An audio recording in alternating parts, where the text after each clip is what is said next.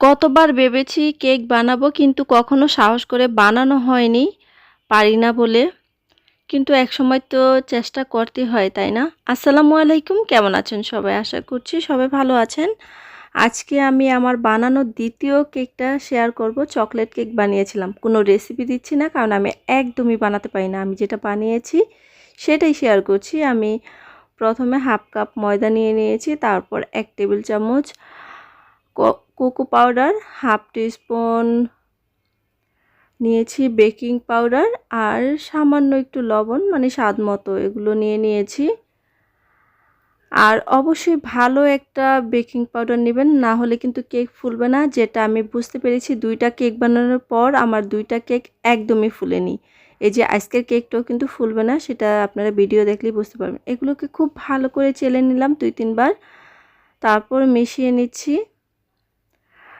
আর video যারা cake বানাতে পারেন তাদের কাছে অতটা পারফেক্ট লাগবে না, ক্ষমার দৃষ্টিতে দেখবেন। কারণ নতুন নতুন শিখছি, মানে চেষ্টা করছি।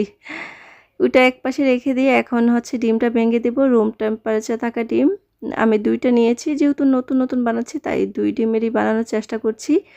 ডিমের ফোমটা করে নিয়েছিলাম অফ ক্যামেরায়। অনেক ঝামেলা হয়ে যায়, নতুন নতুন করি, কাজ করতে একটু এলোমেলো লেগে যায়। তারপর কঠিন একটা কাজ, এই মিশ্রণটা করতে আমার অনেক বেশি কষ্ট হয়। একটু টেনশনে থাকি যেন ডিমের ফোমটা ডেবে না যায়। তারপর এখন একটা 5 ইঞ্চি মোল্ডে নিয়ে নিব, তেল ব্রাশ করে নিচ্ছি। তারপর একটা পেপার বসিয়ে নিব, চুলায় দিয়ে দিলাম। 40 মিনিট আমি চুলায় এটাকে বেক করে নিব, তারপর নামিয়ে নিব। আসলে আমার রেসিপিতে অনেক ভুল থাকতে পারে, যেহেতু নতুন নতুন শিখছি, চেষ্টা করছি ভালোভাবে বানানোর। 40 মিনিট পর আমি দেখে নিচ্ছি, দেখতেই পাচ্ছেন কেকটা একদমই ফুলেনি। আর এই ভুলটা আমি ধরতেই পারছিলাম না যে ভুলটা কোথায় করছিলাম। ভুলটা হচ্ছে আমার বেকিং পাউডারটাতে, এটা একদমই ভালো ছিল না। তারপরেও টেস্ট ঠিক আছে কিন্তু ফুলে না, স্পঞ্জ পাপটা আসে না। এখানে আমি ক্রিম নিয়ে নিয়েছি, আমি ট্রপিক্যাল ক্রিমটা নিয়েছি, আর চকলেট গানাশ বানাবো সেটা নিয়ে নিয়েছি। ক্রিমটা আমি ভালো করে বিট করে নিচ্ছি। মানে কেকটা ফুলে নেই একটা প্রবলেম, আর একটা প্রবলেম হচ্ছে ভালোভাবে ফিনিশিং দিতে পারি না, কিন্তু স্বাদ মোটামুটি ভালো হয়। এই যে এই পর্বটা আমার জন্য অনেক বেশি কঠিন। এখন কয়েকটা কেক বানানো হয়ে গেছে অলরেডি, তারপরে এই সাইডের ফিনিশিংটা আমি একদমই দিতে পারি না, আর ভুল ভাল করে চারিদিকে টানছি। ইগনোর, আমি জাস্ট আমার মেমোরিতে রেখে দিচ্ছি যে কিভাবে বানালাম। এই তো ফাইনালি রেডি হয়ে গেল চকলেট কেক।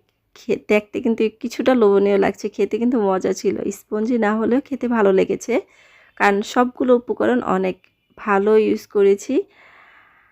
আর এই টপারগুলো চকলেটগুলো আমি বাসায় বানিয়েছি। এই ছিল আমার চকলেট কেক। কেমন লেগেছে জানাবেন। সবাই ভালো থাকবেন, সুস্থ থাকবেন। কোনো কিছু খারাপ লাগলে ক্ষমা দৃষ্টিতে দেখবেন।